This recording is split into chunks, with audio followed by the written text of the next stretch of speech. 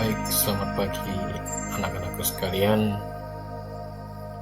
Selamat bertemu kembali dalam pelajaran agama Katolik.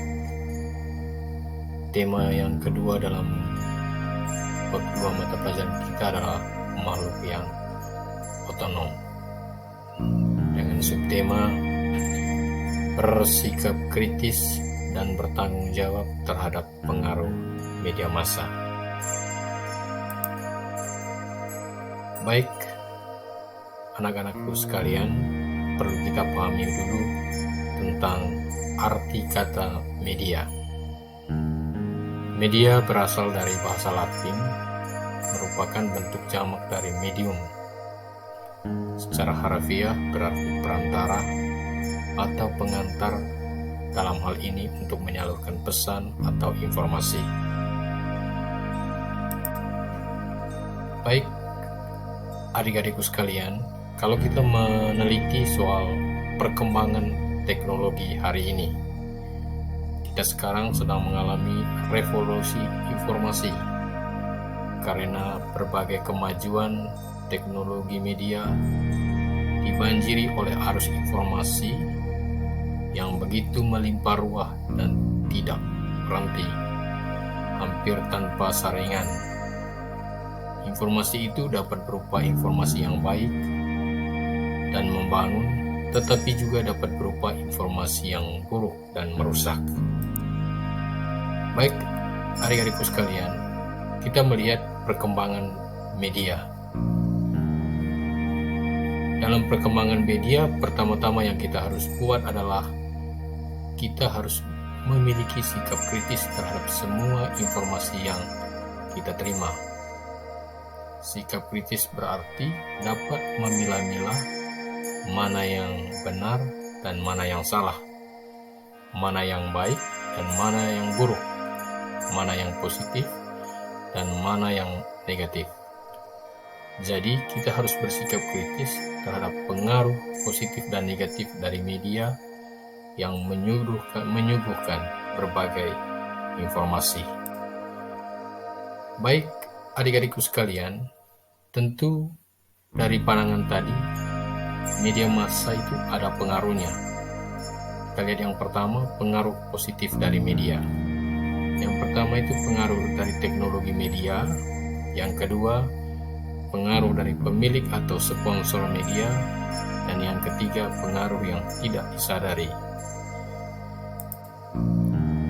Kita lihat yang pertama, pengaruh negatif yang disebabkan dari teknologi media itu sendiri. Dan yang berikut adalah pengaruh negatif yang disebabkan oleh pemilik dan sponsor media. Dan yang ketiga adalah pengaruh negatif yang tidak disengaja tadi. Baik, adik-adik sekalian, para remaja diminta atau diharapkan memiliki sikap yang kritis terhadap semua informasi yang kita terima. Sikap kritis itu berarti dapat memilah-milah mana yang benar dan mana yang salah, mana yang baik dan mana yang buruk, mana yang positif dan mana yang negatif. Jadi kita harus bersikap kritis terhadap pengaruh-pengaruh positif dan negatif dari media yang menyuguhkan berbagai informasi.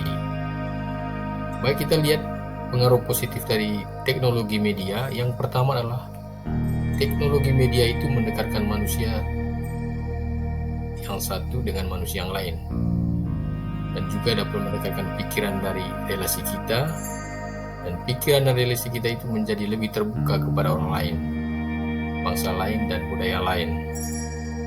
Yang kedua adalah teknologi media dapat membuat kita terlibat dalam peristiwa di belahan bumi melalui penonton televisi. Yang ketiga adalah teknologi media memberikan pola pemberitaan yang semakin menarik dan menghibur. Baik, dari segi pengaruh negatif kita lihat juga pengaruh dari segi positif kita lihat juga pengaruh negatif dari teknologi media. Yang pertama, media telah membangun kerajaan dan kekuasaan yang sangat kuat. Yang kedua, siapa yang memiliki media, dialah yang kuat dan berkuasa. Yang ketiga, dengan media dunia bisa menguasai berbagai belahan, yang kuat, yang kaya, yang lemah dan yang miskin. Dan yang berikut adalah media bisa menciptakan budaya baru, sehingga budaya asli dan budaya lokal pelan-pelan tersingkir. Baik, adik-adikku sekalian, kita melihat dari terang kitab suci bagaimana sikap kritis Yesus. Ayo kita lihat di Markus bab 2 ayat 23 sampai dengan 28. Murid-murid memetik gandum pada hari Sabat. Baik, pada zaman Yesus belum banyak jenis media. Jenis media yang ada mungkin hanya buku atau kitab. Salah satu kitab yang sangat penting dalam masyarakat Yahudi waktu itu adalah kitab Taurat. Kitab Taurat adalah kitab yang mengatur kehidupan beragama bagi orang-orang Yahudi. Kitab Taurat yang antara lain mengatur tentang kewajiban-kewajiban dan peraturan menyangkut hari Sabat. Rupanya sudah banyak orang yang ditambah-tambah dan dimanipulasi oleh para agamawan pada waktu itu.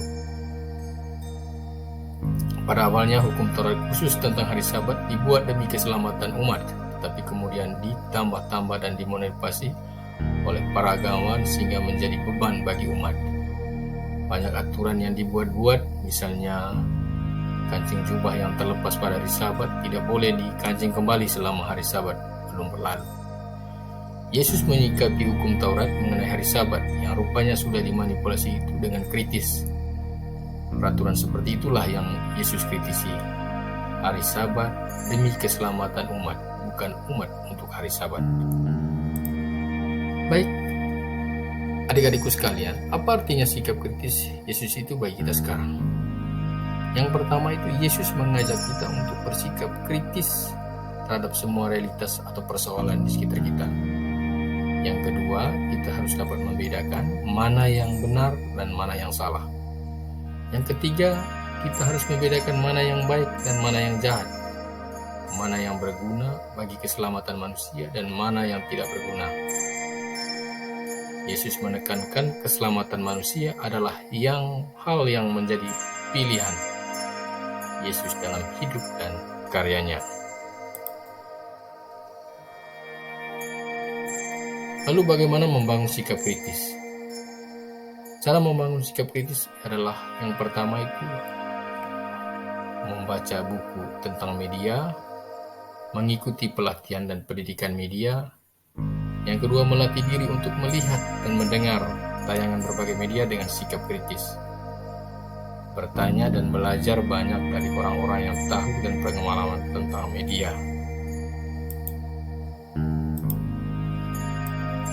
Baik adik-adikku sekalian, tugas kita yang pertama adalah sebutkan pengaruh positif dan negatif dari media. Yang kedua, bagaimana membangun sikap kritis terhadap media. Yang ketiga, godaan mana yang paling besar pada saat kita dibelenggu oleh berbagai berita-berita hoaks. Yang keempat, bagaimana sikap Yesus terhadap hukum Taurat pada zamannya itu.